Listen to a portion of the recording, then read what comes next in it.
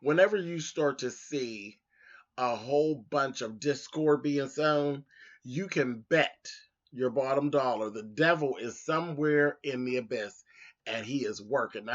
That's one of his things. That's one of the main things that he does. It's one of his quick tricks. Very quick on humans, sowing discord, especially in a group of people.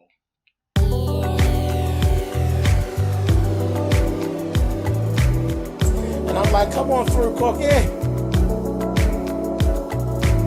want to put my soapbox. That's basically it. Let's talk about drag and all its forms.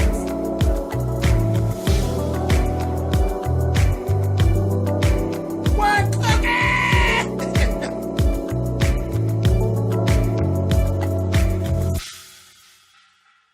Hey guys, thanks so much for clicking on this video. This is my review for American Horror Story. This is season 8. This is Apocalypse. This is episode 2. Like I said, the devil is in place and he is sowing discord. Mr. Langdon is by far, he's the devil. There's no getting around it. I definitely am sold on the idea that he is the baby that was actually the Antichrist at the end of Murder House. Yeah, he got some shit with him. Anyway, first things first, what ended up happening was Emily and Timothy. Emily was actually in her room, and her candle blew out. She relit the candle, and in the midst of that, we see her closet kind of creep open. She goes to the closet, naturally, because she's nosy as hell. And when she opens the closet, she's looking around, and down over top, we see snakes. There was one big old black snake. I said, oh, God. I can't. I told y'all know anything that moves like this, I can't fool with it. Snakes and reptiles, I cannot. And I was like, ugh. And then Timothy comes in because he hear her scream. And the both of them jump up on the bed because they're everywhere. They're like all over the place. Next thing you know, Miss Mead comes in and she has the real big, tall bodyguard bitch with her. And they grab them, chop them. And she's like, ooh, gonna be some good eating tonight. I said, good eating. And she's like, wait a minute, good eating? Said, well, how the snakes, I thought everything had died. They're like, well, they probably buried themselves when the blast happened. And they're like, well, what about the radiation? Oh, no, they're fine. They're fine. Are they? Are they really? She didn't care. Her fat ass is just hungry. So later on, you see them, they done took and chopped the snakes up, cooked them in some type of stew, gets it out onto the table, and when they get it onto the table, all of a sudden, they lift their things off, and the snakes have put themselves back together, and they slither off the table. I said, So I said right away, I said, the devil's in the mist. It was probably a witch somewhere around. Because there's some, one of the witch's powers in Coven was reincarnation. So I don't know, but naturally the Antichrist would actually have all of it. So his ass is in the mist. Shortly thereafter, they actually get to meet Mr. Langdon, and he goes through the process and tells them about the other safe house and all of that, and how the other ones have been overrun and all of this, and how his process was going to go, and how he was just going to basically interview everybody. The little hairdresser child decides to go first. He volunteered to go first. He ends up taking him, and he goes right in, tells him, listen, there's no need to try to lie to me, because if you lie to me, I'm going to know that you're lying. If I find that you're lying to me, you're going to die. You're going to die a painful death, and I'm going to see to it. So, he's very forthcoming, because he's a rebel. That's what we found out about him. He's just a rebel. He gets to telling them, he asks about his sexual orientation. He comes right out. He tells them, yeah, I'm gay, but If I need to, I will bang somebody's box, honey, and make a baby. If that's what I need to do to be able to go and be safe, I will go and bang some cooch, honey, and do what needs to be done to reproduce. And he's like, try to make one out of you, honey. So, he says, tell me about your grandmother and your anger issues and all of this, honey. And he gets to going on, and we found out, baby, that he hates his grandmother. He absolutely hates her. We find out that she really doesn't. She has some of this partial type of acceptance of what his gay is. It's terrible. I understand that bullshit way too well. But she used to try to set him up with these different gay guys and all of this, and he would come in and he was really into like S&M and leather and all of these different things. He was just a hot ass mess. He would just embarrass her at every turn. So he really doesn't like her. I think he loves her because she's his grandmother and she has literally financially taken care of him all this time. But all in all, I really can't stand her. Which was the crazy part. And I said to myself, well, why did he go to save her? But I guess he's, financially, she's the one with the money. So you bring her old ass with you. I guess it was more of like a bargaining tool, I guess. Whatever. So they go through all of that. He kind of was hitting on Mr. Langdon a little bit, and Langdon was like, well, kind of paying him dust. Later on, he's in his room. And we see the guy, the man in the latex. I said, oh, girl, Miss Thing, you don't want none of that, honey. Now, I'm telling you, bitch. I know you think you like to play these little games and this little dominatrix thing. And, bitch, you don't want to play with him like that, honey. Oh, no. She gets in there, baby. He gave her what she needed, baby. Bent her over and let her have it. And he was just getting his life, honey.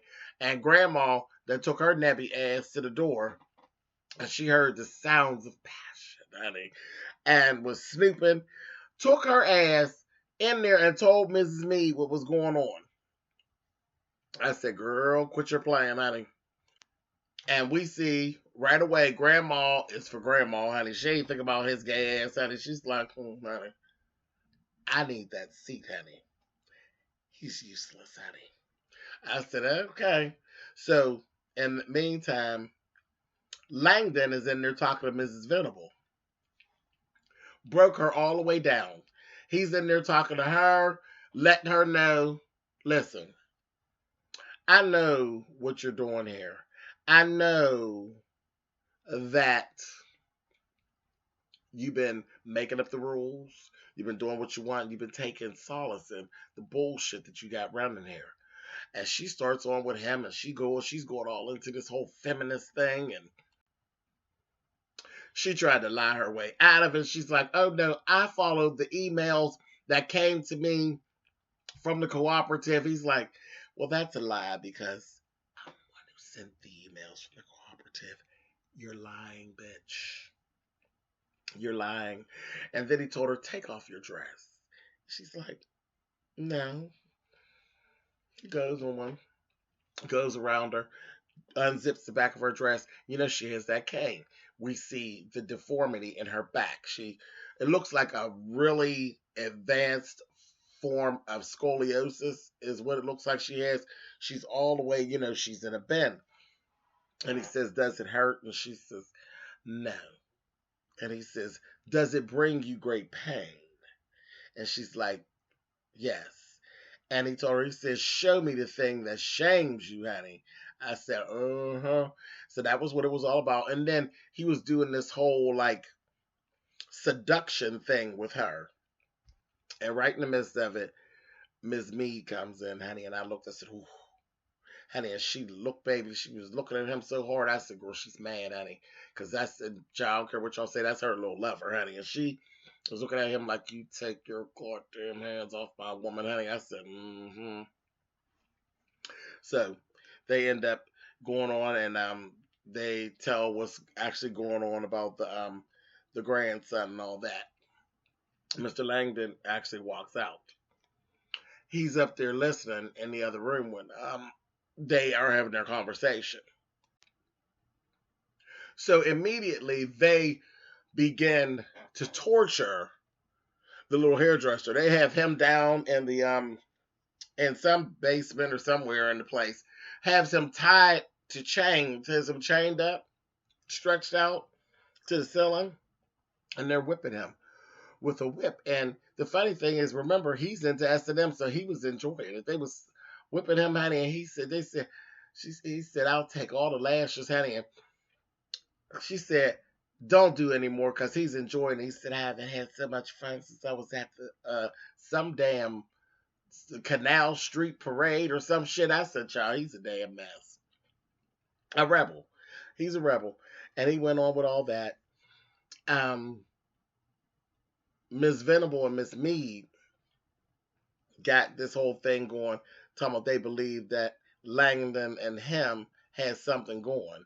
And they're like, well, why did he volunteer to go first and all of this? And I said, they a damn mess. They better go ahead. Langdon's going to tear y'all's ass up. How do y'all keep on playing? So that was that. They thinking them two are in cahoots. They leave out. They leave him chained up there. Then Langdon shows up. And Langdon's telling him, he's like, look what happened. And told him, he said, something about your grandmother's the one, he told me the grandmother's the one that turned him in. I said, there you go, honey. Sowing discord. Making separation. Turning the grandson against the grandmother. I said, there we go. Devil shit, honey. Yes, indeed. And he told him, I wasn't going to rat you out.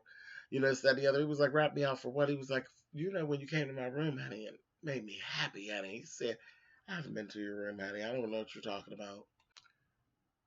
And he's like, yeah, whatever. He's like, trust me, I wouldn't screw you if you were the last man living on the planet, and you damn near are. I wouldn't touch you. You're needy and you're pathetic. And I wouldn't touch you. So he done got in his feelings, honey. I said, oh, poor thing. He lets him down. He goes, and I was like, okay, this is a mess. He goes and told him, your grandmother hates you, honey. He goes up, rolls up on grandma, honey. They have it out in front of everybody. And the grandmother was like, she didn't even lie. She stood no shit. She's like, hey, it is what it is. He said, all I ever wanted you to do was love me unconditionally. She said, honey, I'm not even capable of that, honey. You're a fucking mess. You're a junkie. You ran through all kind of money. So you're ridiculous. You're ridiculous. And there's no need for you to go to the sanctuary. I'm older. I've lived through some things. I know some things. I would be more of an asset than you. You're a loser. I was like, oh, grandma, honey, she's a hot ass mess. While all of this is going on, we have Timothy and Emily have decided that they don't trust Langdon. They basically don't trust anybody. And they're like, we're going to break into his room and find out if he has something that could tell us what's really going on. They sneak their ass into his room. I said, this ain't nothing but a setup, you two fools. They go in the room. His laptop is sitting there and it's open. Password, everything, it's just open. They go in there, they're reading the emails, honey. Find out all the stuff about Miss Venable, telling lies and this, that, and the other, and that he's planning on killing her. And meanwhile, while they're finding this out, they're not even paying attention. The latex man on the ceiling, baby, hovering in the air. I said, oh, shit, honey. They go on back. Emily, again, now here, catch that Bible reference, honey. Emily's steadily leading Timothy. Timothy doesn't think that any of this shit that Emily's doing is a good idea, but he's following the woman. And the woman is breaking the rules. And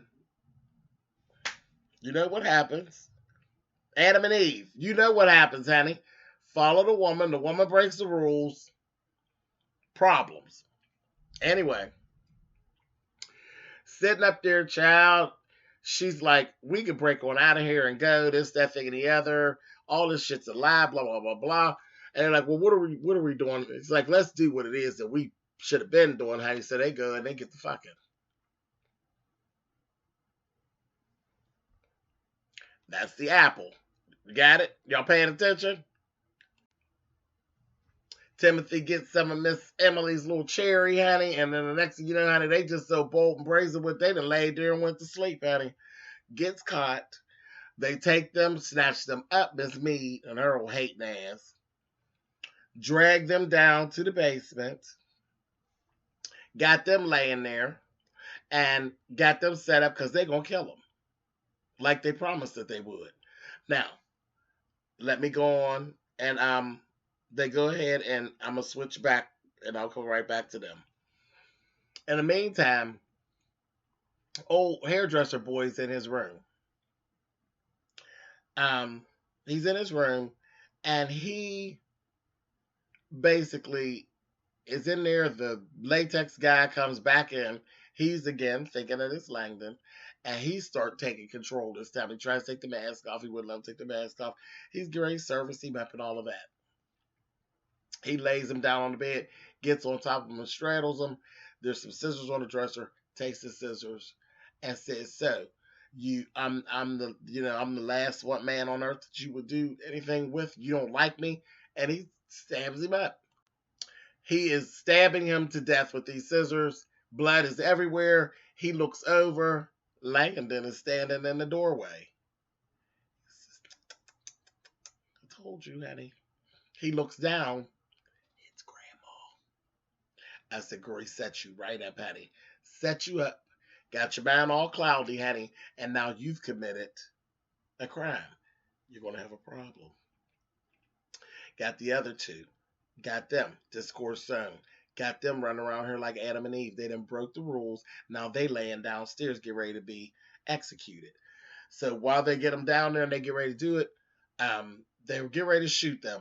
Timothy breaks free, takes this hose or whatever, and bangs the guy with the gun in the face. Gets the gun, turns around there and shoots Ms. Mead in her gut. And the big chick ends up grabbing him, baby, and snapping him and knocking him out. And Ms. Mead goes outside the door and she opens up her jacket. And, honey, look in there. I don't know what's going on. Either she is some type of an alien or a cyborg or something. Something ain't right. Her insides was like some type of yellow pustule something or other. I don't know. I say, is she a cyborg? Or is she, maybe she's ate up with infection. I don't know. It's weird. I don't know. I have no idea. I don't know. I don't want to say a cyborg. I really don't. Maybe it's just some type of infection that she got going on. That's all she all ate at. I don't know. But that's where we ended out at. I'll catch up with y'all next week. Very, very interesting. I'm all in. I'm all in.